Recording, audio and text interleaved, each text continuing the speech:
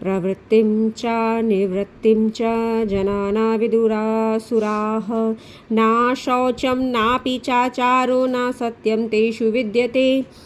आसुर स्वभाव वाले मनुष्य प्रवृत्ति और निवृत्ति दोनों को नहीं जानते, इसलिए उनमें ना तो शुद्धि है, ना श्रेष्ठ आचरण है और न सत्य भाषा ही है।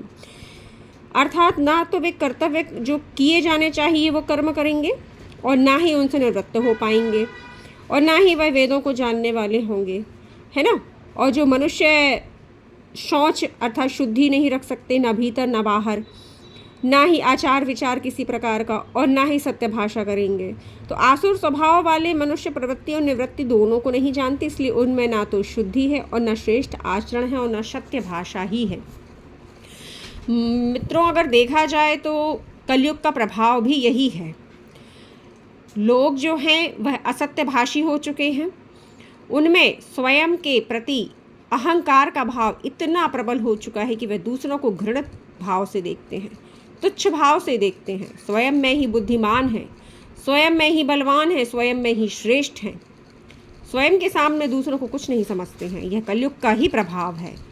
तो ऐसे लोगों से आप बचें। परमात्मा से हमारी प्रार्थना है कि आप सभी की रक्षा करें ऐसे आसुरी स्वभाव वाले मनुष्यों से।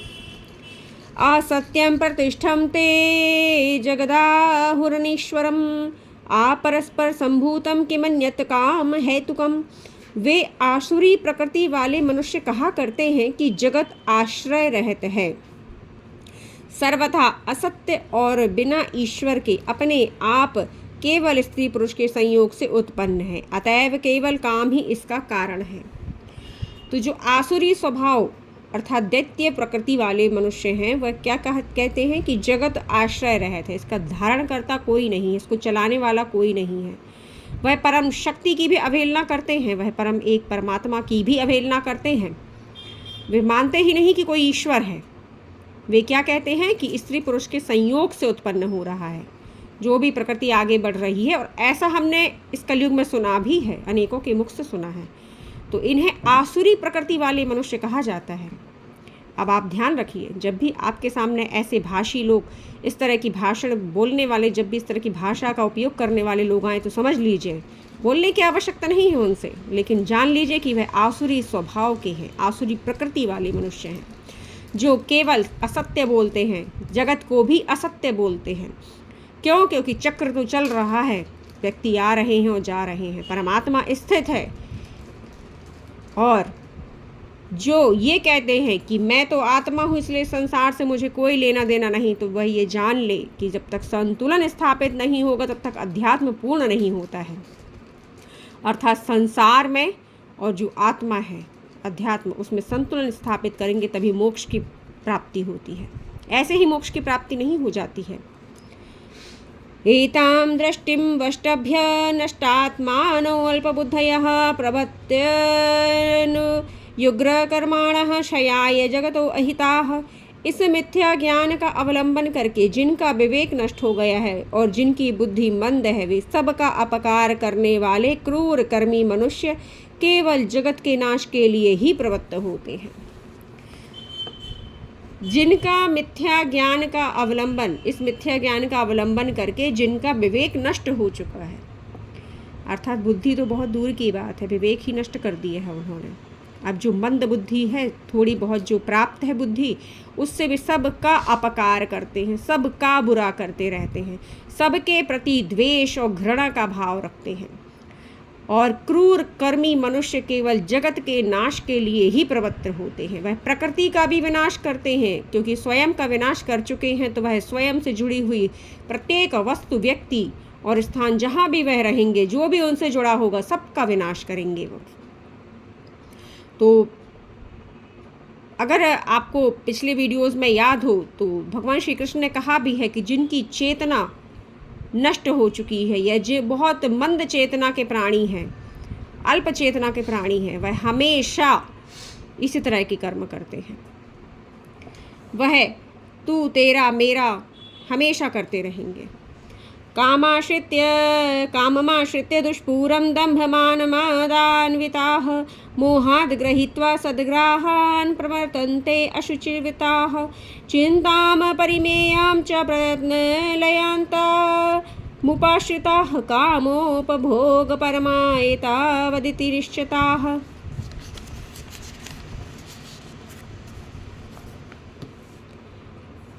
वे दंभ, मान और मद से युक्त मनुष्य किसी प्रकार भी पूर्ण न होने वाली कामनाओं का आश्रय लेकर अज्ञान से मिथ्या सिद्धांतों को ग्रहण करके भ्रष्ट आचरणों को धारण करके संसार में विचरते रहते हैं।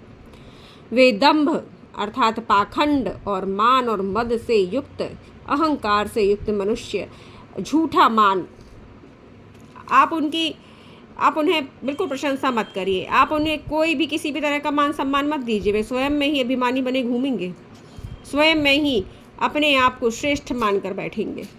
तो ऐसे मनुष्य का पूर्ण न होने वाली कामनाओं का आश्रय लेकर अज्ञान से मिथ्या सिद्धांतों को ग्रहण करके और भ्रष्ट आचरणों को धारण करके संसार में विचरते रहते हैं। और विश्वास मानिए, ऐसे जो संगति के लिए कहा गया है, तो ऐसे मनुष्यों की अगर आपने संगति की तो निश्चय ही वे तो नष्ट हुए हैं, स्वयं और दूसरों को भी नष्ट करते हैं। जो भी, या तो वे परिवार का सदस्य भी हो सकता है या मित्र भी हो सकता है, कोई भी हो सकता है वह। तो ऐसे लोगों से सावधान रहिए। वे मृत्यु पर्यंत असंख्य चिंताओं का आश्रय लेने वाले, अर्थात जब तक जीवन है तब तक सिर्फ और सिर्फ चिंताओं को आश्रय लेते हैं। चिंता, सिर्फ चिंता, और चिंता चिता के समान होती है। तो सावधान रहें। विषय भोगों को भोगने में तत्पर, विषय लोलुप, लालची, लोभी, कामी, सारी बुराइयां होंगी उनमें, और भोगों को ही सुख मानने वाले होते हैं। अर्थात मुझे यह भी चाहिए, वह भी चाहिए, जैसे मिले वैसे चाहिए, सभी चीज़ों की पूर्ति होनी चाहिए, चाहे जैसे मिले। अर्थात बुरा से बुरा कर्म भी करना पड़े तो भी मुझे वह सुख चाहिए। तो आसुरी स्वभाव वाले मनुष्य कहलाते हैं ये।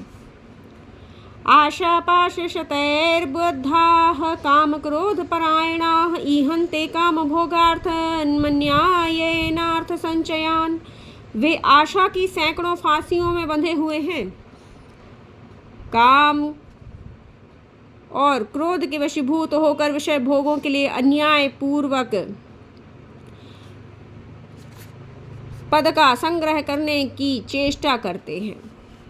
हर तरह से अन्याय करते हैं विषय भोगों के लिए, और जो भी पद धारण करते हैं उसमें भी वे क्या करते हैं, संग्रह करते हैं। व्यर्थ चेष्टाएं करेंगे, व्यर्थ आशाओं को, अर्थात ये मेरे लिए अच्छा करे, वो मेरे लिए अच्छा करे, खुद तो बुरा करेंगे लेकिन दूसरों से अच्छे की कामना करेंगे। तो मित्रों, जो दोगे प्रकृति में वही पाओगे। यह प्रकृति का ही नियम है, जैसा बोओगे वैसा काटोगे। यह ऐसे ही सिद्धांत प्रतिपादित नहीं हुआ है। तो कर्मों का बीज ऐसा बोइए कि वह आपको अच्छे फल दे सके। अगर कांटों को बोएंगे तो कांटे ही प्राप्त होंगे। तो अगर आप प्रेम बांटेंगे तो प्रेम मिलेगा, और इसलिए धर्म का पालन आवश्यक है। धर्म इसलिए बनाया गया है कि अगर आप धर्म की रक्षा करते हैं, धर्म का पालन करते हैं, तो वह आपकी निश्चित रक्षा करेगा। इदमद्य मया लब्धमिमं प्राप्स्ये मनोरथम् इदमस्तीदमपि मे भविष्यति पुनर्धनम् असौ मया हतः शत्रुरहनिष्ये चापराणिपि ईश्वरो अहमहं भोगी सिद्धो अहम बलवान सुखी। वे सोचा करते हैं कि मैंने आज यह प्राप्त कर लिया और अब इस मनोरथ को प्राप्त कर लूँगा। मेरे पास इतना धन है, अब यह वस्तु मेरी हो जाएगी। वह शत्रु मेरे द्वारा मारा गया और उन दूसरे शत्रुओं को भी मैं मार डालूँगा। मैं ईश्वर हूँ, ऐश्वर्य को भोगने वाला हूँ, मैं सब सिद्धियों से युक्त हूँ और बलवान तथा सुखी हूँ। निम्न स्तर की जब चेतना हो जाती है मित्रों, तो ऐसी ही बुद्धि हो जाती है। संकुचित बुद्धि और संकुचित मन, मैं मेरा तू तेरा, ये निम्न स्तर की चेतना का ही लक्षण है। और चेतना बलवान कैसे बनती है? ईश्वर के आश्रित होकर, भक्ति करके, सत्य बोलकर और काम, क्रोध, लोभ, घृणा, द्वेष, इन सब से दूर रहकर तो चेतना को बलवान बनाइए, चेतना को सुदृढ़ कीजिए, और वह सिर्फ सहज और सरल भक्ति से ही संभव है। परमात्मा का नाम उच्चारण कीजिए, प्रतिपल परमात्मा के ध्यान में रहिए। तो अपना आध्यात्मिक जगत चैनल पर मैंने परमात्मा की प्राप्ति और उनके मार्ग की जानकारी भी दी है। तो आप अपना आध्यात्मिक जगत चैनल को सब्सक्राइब कीजिए और वीडियोस का अध्ययन कीजिए। वे कभी संतुष्ट नहीं होते हैं। आसुरी स्वभाव के व्यक्ति कभी संतुष्ट नहीं होते। उन्हें हमेशा अलग अलग तरह की प्राप्ति करनी है।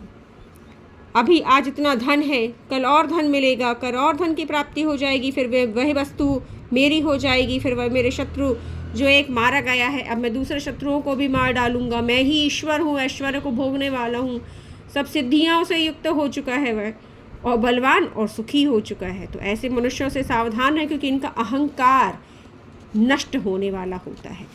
आसुरी स्वभाव का इसलिए वर्णन किया जाता है कि अब ये नष्ट होंगे, ईश्वर के द्वारा या प्रकृति के द्वारा ये नष्ट किए जाएंगे। आढ़यो अभी जनवानस्मि को अन्यो अस्ति सदृशो मया यक्ष्ये दास्यामि मोदिष्यत्य ज्ञान विमोहिता अनेक चित्त विभ्रांता मोहजाल समावृताः प्रसक्ताः काम भोगेषु पतन्ति नरके अशुचौ। मैं बड़ा धनी और बड़ा कुटुंब वाला हूँ, मेरे समान दूसरा कौन है? मैं यज्ञ करता हूँ और आमोद प्रमोद करता हूँ। इस प्रकार अज्ञान से मोहित और भ्रमित चित्त वाले मोह रूप जाल में बंधे और विषय भोगों में अत्यंत आसक्त आसुरी लोग आप पवित्र नरकों में गिरते हैं। अगर प्रकृति है तो नरक भी है। प्रकृति के प्रत्येक जो क्रियाकलाप है उसमें जो भी व्यवस्थाएं की गई हैं निश्चित ही वह सब विद्यमान है।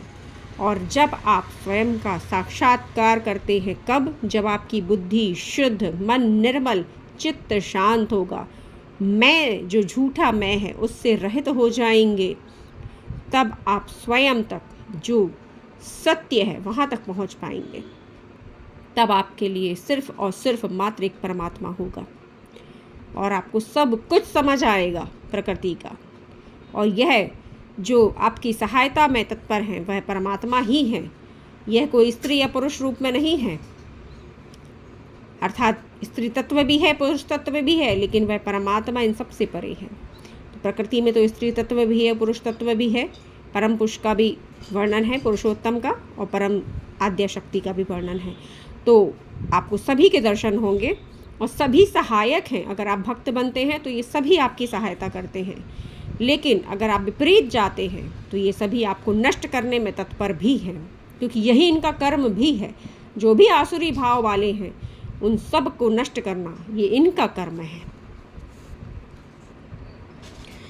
और ऐसे जो आसुरी विषय भोगों में अत्यंत आसक्त असुर लोग हैं वे अक्सर नरकों में, अपवित्र नरकों में जाते हैं। आत्मसंभाविताः स्तब्धा धनवान् दान्विताः यजन्ते नाम यज्ञस्ते दम्भेन विधिपूर्वकम्। वे अपने आप को श्रेष्ठ मानने वाले घमंडी धन और अभिमान के मद में ग्रस्त रहकर पाखंड से शास्त्र विधि रहित यज्ञ और कर्म करते हैं, क्योंकि ऐसे लोगों को विद्वानों से घृणा हो जाती है। जो भी ब्राह्मण हैं उनसे घृणा हो जाएगी ऐसे लोगों को, तो शास्त्र विधि कहाँ से ज्ञात होगी? पाखंड से स्वयं को विद्वान मानकर शास्त्र विधि रहित यज्ञ और कर्म करेंगे, वैसा ही फल भी प्राप्त होगा। निश्चित ही वैसा ही फल प्राप्त होगा, क्योंकि जो जानकार है अगर उससे रहित होकर, अर्थात गुरु से रहित होकर कोई भी कर्म किया जाएगा तो वह हानिकारक ही होगा। अहंकारं बलं दर्पं कामं क्रोधं च संश्रिताः मामात्मपरदेहेषु प्रद्विषन्तो अभयसूयकाः। वे अहंकार, बल, घमंड, कामना और क्रोध आदि से युक्त दूसरों की निंदा करने वाले, अपने और दूसरों के शरीर में स्थित मुझ अंतर्यामी से द्वेष करने वाले होते हैं। प्रत्येक देह में परमात्मा का वास है वह ज्योति विराजमान है जिससे आप जीवित रहकर हर कार्य कर रहे हैं, तो उनसे द्वेष कैसा? वह प्रत्येक के भीतर है। और जो घृणा का भाव आता है या प्रेम का भाव आता है तो वो तो प्रकृति जनित है। तो जो सहज और सरल भक्ति कर रहा है, परमात्मा में स्थित होना चाहता है, परम प्रेमी है परमात्मा का, उस सच्चित आनंद घन का परम प्रेमी है, तो वह किसी से द्वेष नहीं करेगा, वह किसी से घृणा नहीं कर सकता। वह घमंड या किसी भी प्रकार की कामना और क्रोध के वशीभूत नहीं होगा, अहंकार के वशीभूत नहीं होगा।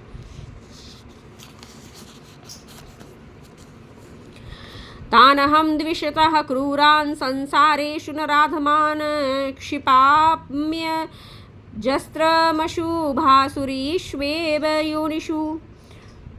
उन द्वेष करने वाले पापाचारी और क्रूर कर्मी नराधमों को मैं संसार में बार बार आसुरी योनियों में ही डालता हूँ। अर्थात जो आपको प्रिय है, आसुरी कर्म करने वालों को जो प्रिय होता है, उसी योनि में परमात्मा बार बार भेज देते हैं। मोक्ष को प्राप्त नहीं हो पाते वे इस संसार चक्र में इतनी बुरी तरह से इस दलदल में धस जाते हैं कि उनका कल्याण सुनिश्चित हो ही नहीं सकता।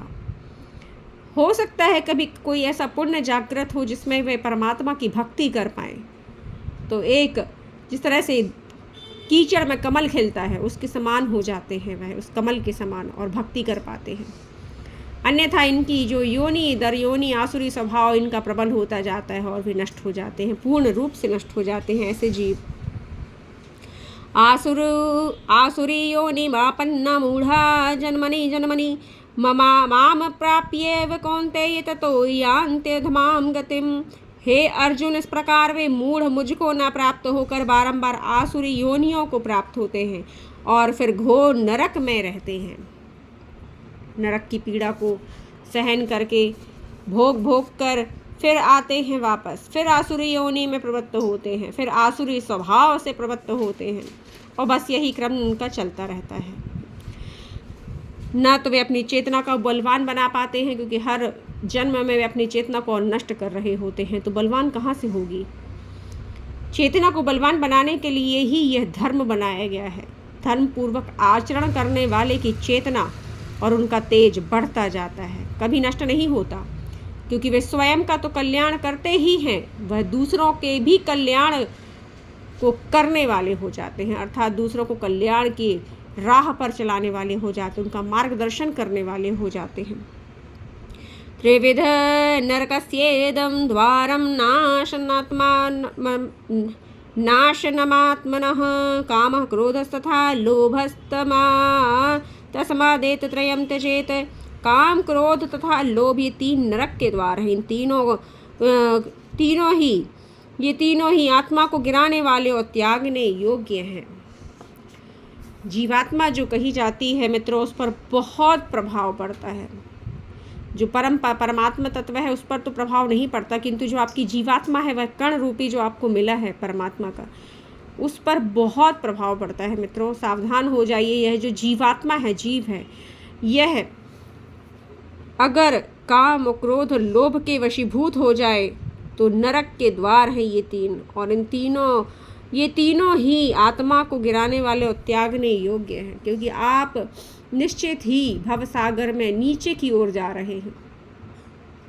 वह एक ही है जो आपको थाम सकता है, आपकी रक्षा कर सकता है इस महामाया के जगत में, और अगर आप विपरीत जाते हैं तो महामाया आपको बिल्कुल नहीं छोड़ेगी। परमात्मा कभी हस्तक्षेप नहीं करते, क्योंकि उन्होंने आपको साधन दे रखे हैं, मार्ग दे रखा है, सब कुछ दे रखा है। चुनाव आपका होना चाहिए कि आप अच्छा चुनाव करेंगे या बुरा, स्वयं का कल्याण करेंगे, स्वयं का उद्धार करेंगे और साथ ही साथ दूसरों का भी कल्याण और उद्धार करेंगे, या स्वयं को भी नष्ट करेंगे और अपने से जुड़े सभी लोगों को नष्ट कर देंगे। तो चुनाव आपका है, जीवन आपका है। निश्चित आपको ही करना होगा कि मेरा कल्याण हो या मैं पतन की ओर अग्रसर हो जाऊं। एतैर्विमुक्तः कौन्तेय तमोद्वारैस्त्रे निर्भिर्नरः आचरत्यात्मनः श्रेयस्ततो याति परां गतिम्। हे अर्जुन, इन तीनों नरकों के द्वारों से मुक्त हुआ मनुष्य कल्याणकारी आचरण करता है, जिससे वह परम गति अर्थात मुझको प्राप्त हो जाता है।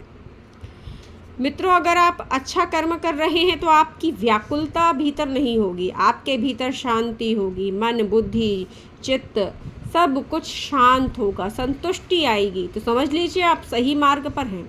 और अगर आपकी व्याकुलता, बेचैनी, आपकी भय ये सब बढ़ रहा है तो आप आसुरी स्वभाव की ओर बढ़ रहे हैं। तो इन सब को समझने का यही एक उपाय है कि आप अध्ययन करें और स्वयं के गुणों को परखें, स्वयं के गुणों को जांचें कि आप किस प्रकृति में स्थित हैं, सात्विक, राजसी या तामसिक, क्योंकि ये सब तामसी लक्षण हैं। अगर तामसी लक्षण में स्थित हैं तो निश्चित ही नरक में जाने वाले हैं, क्योंकि प्रकृति में जो कार्य कर रहे हैं वह प्रकृति से संबंधित है। तो प्रकृति उसी के अनुरूप चुनाव करके आपको वहाँ भेज देगी और आपको वह प्रदान करेगी जो आपने दिया है लोगों को। तो इन तीनों नरकों के द्वारों से मुक्त हुआ मनुष्य कल्याणकारी आचरण करता है, वह परम गति और मुझको प्राप्त होता है, अर्थात परमात्मा को प्राप्त हो जाता है जो कल्याणकारी आचरण करता है। यह शास्त्र विधि मुत्सृज्य वर्तते काम कारतः न स सिद्धिमवाप्नोति न सुखम न पराम गतिम।